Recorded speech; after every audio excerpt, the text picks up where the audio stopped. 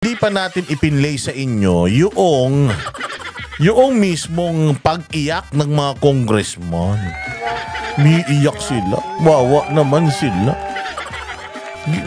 Ang hilig magpa-interview ng mga tanga. Ang hilig magpa-interview tapos kapag sinita mo, iiyak.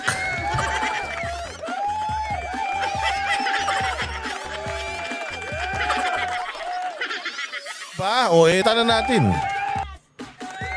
Ayan si Adjung. Ayan po si Zaur Rahman Alonto Adyong ng 1st District ng Lanao del Sur yata to. Galing-galing.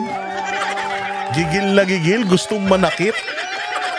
Oo, gigil na gigil, galit na galit si Kong. Akala mo naman may nagawa na sa bayan.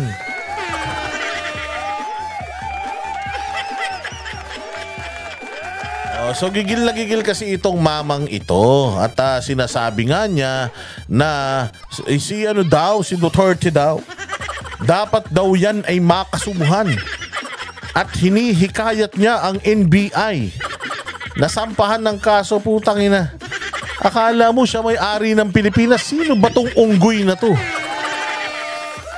Okay ng ina, sino ka ba para magbigay utos kang hayop ka? Hindi mo naman trabaho yan. Ano ba trabaho ng isang mambabatas? Gumawa ng batas. Putangin na mo ka. Di gumawa ka ng batas na bawal na mag-joke sa Pilipinas. Congressman ka, di ba? Yan ang trabaho nyo, di ba? Gumawa ng mga batas na kapaki-pakinabang sa Pilipinas, di ba? So gigil na gigil si tanga dahil nag-joke si Duterte. Sobrang diktador nyo naman. Pati naman pag-joke ng tao, bawal na. Tangina, ganyan kayo ka-sensitive? Ha? Pinagliba kayo sa sama ng loob? Pinag-iiwanan ba kayo ng mga syota nyo? Wala ba kayong ka-Valentines nung February 14? Bakit kumukulo lagi ang dugo nyo? Bakit ang hilig nyong makialam sa Pilipinas? Sa bagay, freedom of expression, di ba? Okay naman, hindi naman namin kayo pinipigilan. Oo, sa freedom of expression nyo, express kayo na express ng feelings ninyo. Sa mga Duterte, putangin na, pagka kami nag-express ng feelings tungkol sa inyo, ipapatawag nyo kami. Mga bakla ba kayo? Matapang lang din naman kayo eh. Kapag nandiyan kayo, di ba, sinasabi nyo matapang lang kayo eh pag nasa vlog kayo eh. Dito kayo sa Congress magtapang. Gago, hindi naman kami congressman. Gawin nyo akong congressman ngayon din. Gawin nyo akong party list representative ng kahit sino dyan ngayon din. Para magkaalaman tayo. Kayo din naman, mayayabang din kayo dahil mga congressman kayo eh. Ginagamit nyo yung plataforma nyo, yung platform nyo, yung kapangyarihan ninyo para maggipit ng kapwa ninyo. Buti nga kami, hindi nang gigipit eh. Nagsasalita lang kami. Inaano lang namin kayo, sinisita lang namin kayo dito. Buti nga kami, naninita lang eh. Di ba, kayo nga eh. Ang dami nyo pang mga pinagpapapakulong dyan. Adjong, magkano ba? Ako nagtatanong lang ha, magkano ba kasi? Magkano ba ang binabayad sa'yo kada tinitira mong mga Duterte? Kasi Adjong, ang daming problema ng bayang Pilipinas kung gusto mo talagang makatulong sa Pilipinas. Solusyonan mo yung problema ng Pilipinas. Ano ba problema ng Pilipinas? Kayo ang problema ng Pilipinas. Ano ba problema ng Pilipinas, sir? Ha? Duterte ba problema ng Pilipinas? Yun bang si Duterte, yung sinabi ni Duterte, kung halimbawa mapakulong mo siya ron, mawabawasan ang problema ng Pilipinas? Ha? Masyado nyo naman, naging mga GMRC teacher na kayo. Ang tagal na ni Duterte na ganyan.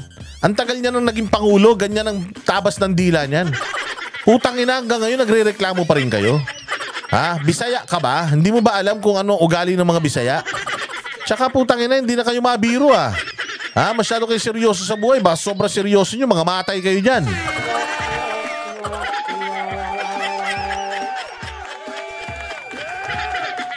Tapos magpapatawag na naman kayo. Wala pa kayo napapatunayan. Young guns nga kayo. Young guns, ibig sabihin, bago pa lang kayo sa serbisyo. Ano na ba mga nagawa mong batas? Ano na ba mga naipanukala mong batas? Makapagyabang ka, kala mo, ang dami-dami mo nang nagawa sa Pilipinas ha. Talk mo ka, senador, kung mananalo kang kupal ka. Ha? Pasikat ka, hindi ka naman kasali. Kupal. Pakinggan natin sasabihin nitong tukmol na to. Oh, kala siguro nitong mga to nakakatakot sila. Di kayo nakakatakot mga bossing, ha? Tandaan nyo yan. Walang takot sa inyo. Oo, baka sa isip nyo lang yan. Akala nyo tatahimik kami porque pinapatawag nyo kami nek-nek nyo. Dito na nga lang kami bumabawi sa inyo eh. Kala nyo ba nakakatakot kayo? Hindi kayo nakakatakot. Pupunta ba kami dyan sa hearing nyo dyan sa Kongreso? Bakit? Sino ba kayo? Kayo ba nagpapalamon sa amin? Ha? Kami nagpapalamon sa inyo. Pero kayo ba nagpapalamon sa amin?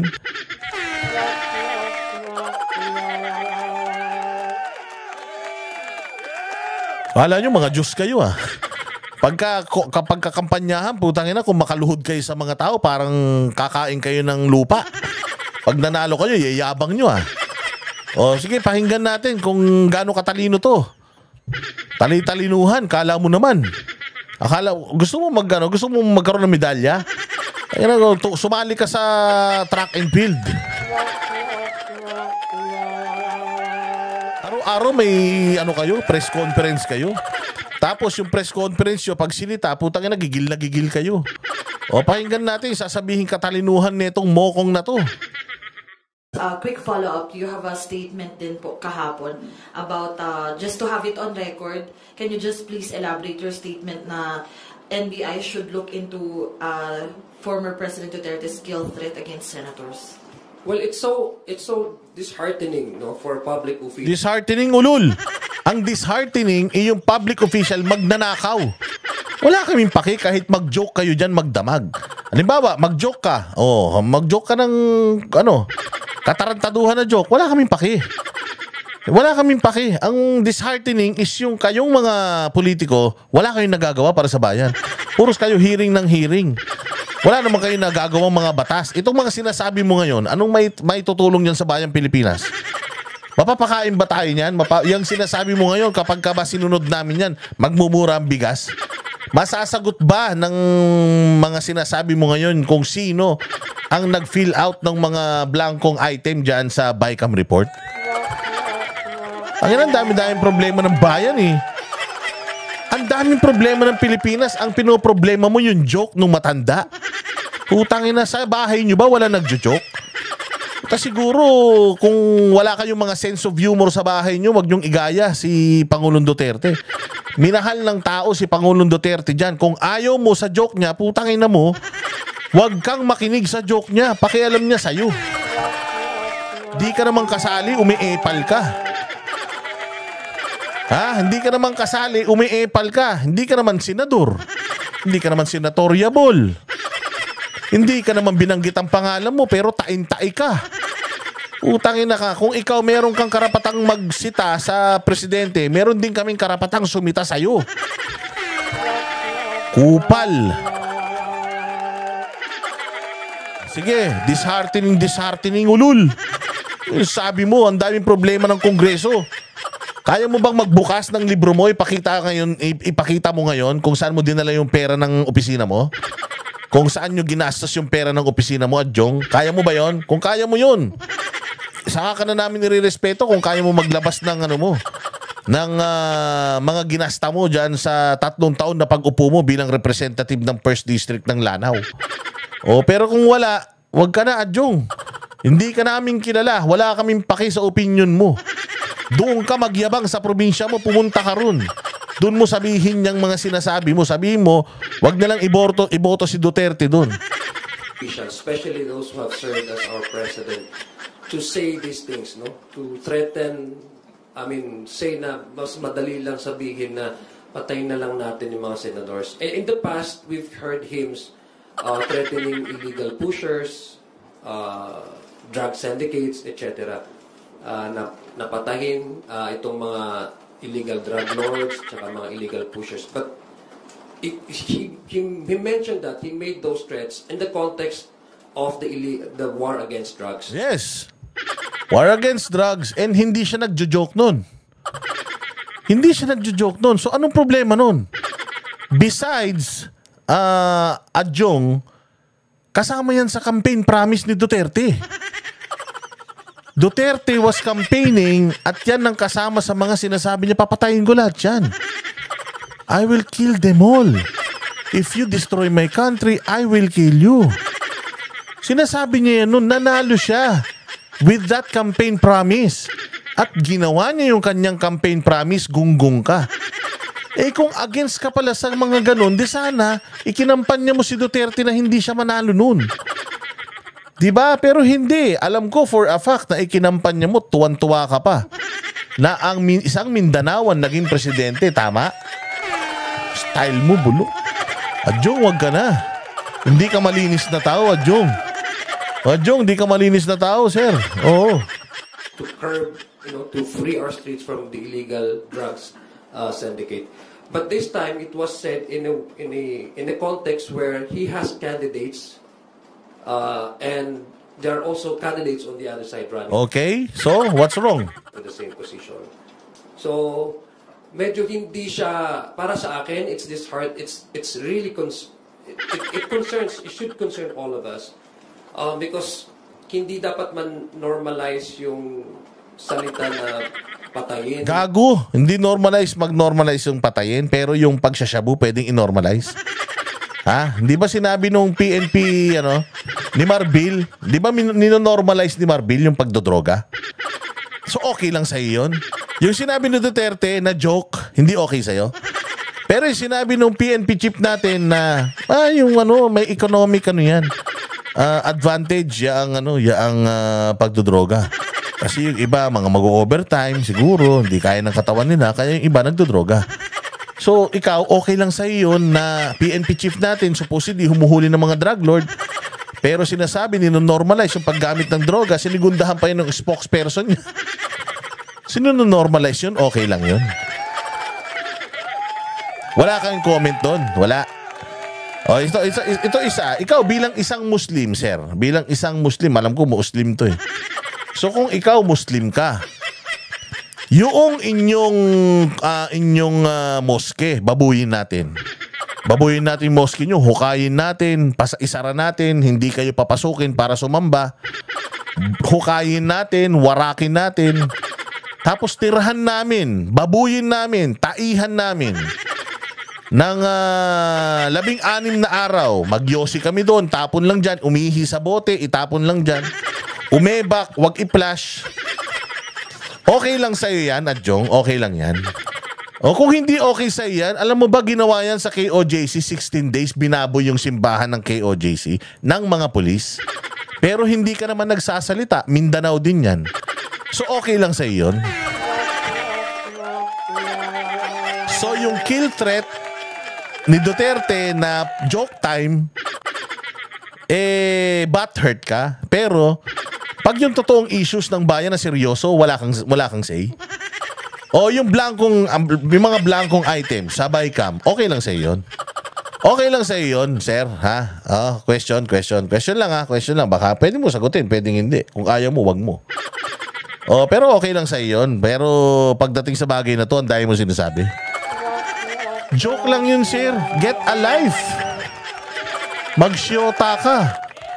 Jumowa ka ng mga 10.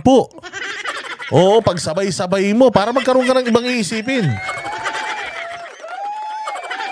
Para maging busy yung utak mo, pagsabay-sabay mo yung 10 babae, problemahin mo kung paano mo sila sosyotain ng sabay-sabay nang hindi ka mahuhuli. Yun ang gawin mo para medyo hindi ka busy. Kasi parang lahat na lang issue sa'yo eh. Pati utot ng Duterte, baka issue sa'yo. Baka pati pagtitingan ni Duterte, issue sa'yo. Baka pati yung pagtulog ni Duterte ng late, issue pa rin sa'yo. Lahat ng Duterte, issue sa'yo. Magkano ba?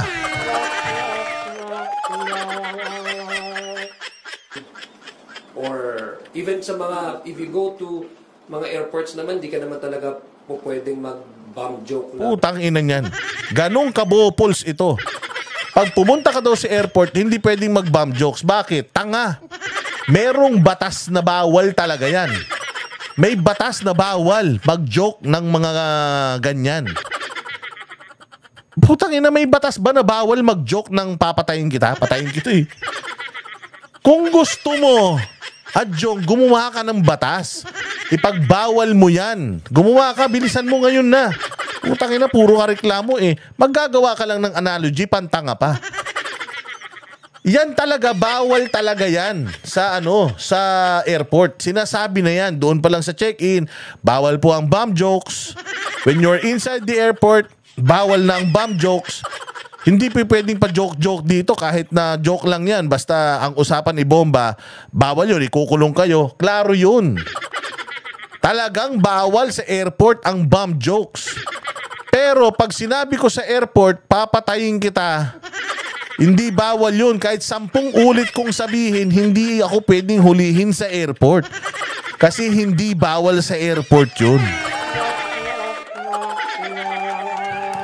Pakatanga naman ng mo. Nag-bomb joke ba si Duterte sa airport?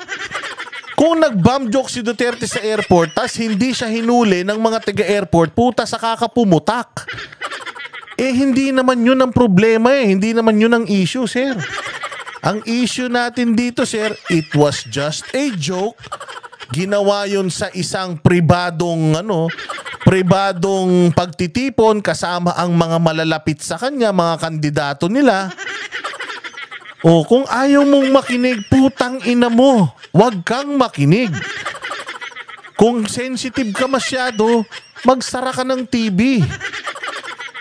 Kung nasaktan ka dun sa sinabi niya, keep it to yourself, suck it up. Hindi importante yung statement mo. First off, just do something about it. If you feel like PRRD has done something, do something about it. File cases if you may. Kung meron kang nakikitang mali doon, mag-file ka ng kaso. Ka nagbibigay ng opinion mo. Hindi naman hinihingi. So pag nagpunta si Duterte sa airport, nagbabam jokes ba yan? Hindi naman. Saan ba siya Saan ba siya nagsalita doon? Sa nila, sa sortie nila. O sino bang mga nandoon? Yung mga nandoon nga hindi nagrereklamo, ikaw nagrereklamo ka? Kami nga nandoon, narinig namin harap-harapan, di kami nagreklamo, ikaw reklamo ka ng reklamo. Ay nagawin mo yung trabaho mo. If you feel like meron siyang ginawang kasalanan, huwag kang mag-utos sa NBI. Ikaw mismo magsampa ka ng kaso para hindi ka umiiyak. Yung bomb threat na jokes kasi automatically you'll be mapupusasan ka. Yes, airport yun tanga. Gunggong ka pala eh. Nasa airport ba si Duterte? Nag-bomb jokes ba siya? Hindi naman. O gawin mo, gumawa ka ng batas. Bawal na po ang kill joke sa Pilipinas. Gumawa kang batas na ganun, bilis. O gawin mo na. Tanginan, dami-dami mong sinasabi. Kala mo kalinis-linis ng pagkatao mo. Akala mo hindi ka nagjo-joke sa buhay mo. Style mo bulok. How much more, for example, for say that out in the public. But it's the issue really, my point that I'm... Di ba? Naano ka rin eh.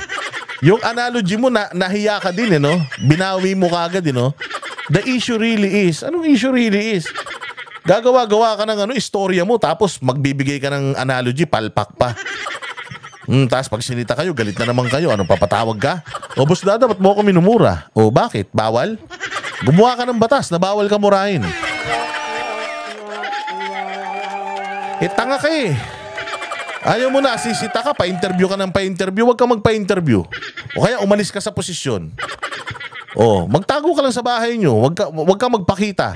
Hindi kita mapapansin. Pa-interview ka ng pa-interview eh. Tapos ngayon, pag sinita yung interview nyo, bawal. Peke ba to? Peke ba to? Fake news ba tong ginagawa ko? Hindi. Nagre-react ako. At I am within bounds of my freedom of expression. Galit ka na naman. Sabi mo, ba't tinatawag na bobo? Para sa akin, bobo yung ganyang salita eh. Oh. Trying to drive at is, if you're an individual who enjoys or wields a certain influence, you have to be more circumspect about what you say because people, your followers, may think na seryoso ka. Hindi kami tanga. Gago. Sinabi na nga, it was just a joke. We know that it was just a joke. Ikaw ang makitid ang utak. Ikaw ang bopols. Ikaw ang tanga. Ikaw ang gullible. O, ikaw ang reklamador. Hindi ka naman kasali. Hindi ka naman importante. Hindi naman patungkol sa'yo. Putak ka ng putak. Oh, sumbong ka sa nanay mo. Yung barangay nyo, pumunta ka sa barangay. Madaming may reklamo doon dyan sa Lanao. Oh, yun ang resolbahin mo. Huwag mo resolbahin yung problema ni Duterte. Hindi mo problema si Duterte.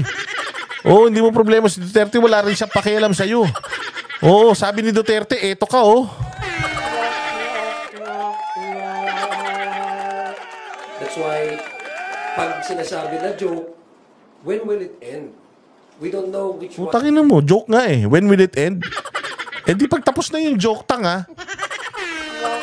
Bupol sa putya. Ina ka, masyado kang nood ka ng nood sa mga Duterte. Taing-taing ka sa mga Duterte. Tapos nood ka ng nood. Tapos pag may nakita kang mali, para sa'yo, puputak-putak ka. Di ka naman importante, Adjong. Hoy, Adjong, tumigil ka na. Di ka kilala, Adjong. Putang ina, tumakbo ka ng senador. Baka kahit 10 boto, wala ka makuha. One is joke and which one is not. So I think we have to be more, more circumspect about how we say things out in the Ikaw gusto mo ganun. Oo, gusto mo, gawin mo yun. Putang ina, wag mong ituruan yung ibang tao. Oo, wag ka maging diktador. Kung ganyan ka, ikaw ang hari ng kabaitan sa Pilipinas. Ikaw ang hari ng kagandahang asal. Eh di putang ina mo, magpatayo ka ng estatwa mo. Tapos sambahin mo. Oh, pero wag mong uturuan yung tao na maging katulad mo, kupal ka. Eh paano kung ayaw niyang maging katulad mo? Bakit ba mas marunong ka pa? Especially if the occasion calls for a choosing of new leaders in the country. So, yun yung aking position doon at pananaw. Na hindi dapat agar-agara natin ma-normalize at ma-trivialize yung mga threat na dali-dalian mo lang sabihin, pumatay or patayin. O ano, so, ano gusto mong gawin? Sabitan ka ng medalya. Anong gusto mong gawin? Lagyan ka ng halo, gano'n, para mapunta ka sa langit, gano'n. So, malinis ka. O di sana nagpari ka. Di ba sinasabi ko naman sa inyo, kung ayaw nyo ng mga bastos na mga vlogger, huwag kayo mag-subscribe sa amin. Kung ayaw nyo ng mga nagmumurang vlogger, huwag kayo dito manood. Kung ayaw nyo sa mga Duterte, marami namang ibang papanooran. Halimbawa, Adjong, meron namang Nickelodeon. Meron namang Cartoon Network, Looney Tunes, Disneyland. Mamasyal ka dun. Wala kang makikitang mali. Huwag ka nang manunood kasi sa mga Duterte. Huwag ka nang manood sa mga vlog ng Banateros. Lahat na lang mag-ano ka. Lagyan mo ng rule yung panonood mo ng YouTube. Gawin mo, manood ka na lang ng mga cartoons, ganyan. Hentai kung gusto mo. Manood ka ng bold, araw-araw. Bahala ka sa buhay mo hanggang maubos yung palad mo sa kakasasoy mo. Wala kaming pakialam. Pero wala rin kaming pakialam sa sasabihin mo tungkol sa presidente naming si Duterte. Dahil unang-una sa lahat, he's not trying to impress you. Walang pakialam si Duterte kung ano yung mali at tama sa'yo. In the first place, hindi ikaw ang nagpapakain sa kanya. So ako na, bilang representante ni PRRD, ako na ang sasagot sa mga sinabi mo. Wala akong pake. Hindi ka importanteng kupal ka. Bumalik ka sa distrito mo sa Lanao, ayusin mo yung problema nyo doon. Siguraduhin mo na lahat ng mga proyekto mo doon ay maayos. Hindi yung pinakikialaman pati pangangampanya ni Duterte sa mga kandidato niya. We like what Duterte is doing. We know him. If you do not, that's your problem. Don't make us worry about your problem. If your problem is yourself, then try to do something about it. Dumbass. Thank you, Mela. Up next, we have a question from Elson Kismorio of Manila Bulletin.